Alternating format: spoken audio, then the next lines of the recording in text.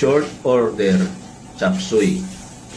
Nakukuluan ko muna ang mga hiniwang manok. Hiniwa po na maliliit para mas mabilis maluto. At isusunod ko kung ilalagay ay ang mga matitigas na gulay. At pagkakulo ay ilalagay na rin yung repolyo at sibuyas.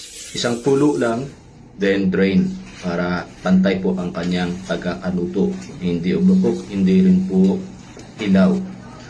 Hugasan po natin mabuti para siguradong malinis. At mag-isa lang po tayo ng maraming bawang mas masarap. Dagdag ng kaunting tubig at titimplahan po natin ng pampalasa. Oyster sauce, light soy sauce, sugar, chicken powder. Yan po ang aking mapampalasa. At palalaputan na po natin yan para kumapit po yung sauce dito sa ating chop suey. At naglalagay din po ako ng sesame oil, pampabango. Yan po aking short order chop suey. Thank you for watching.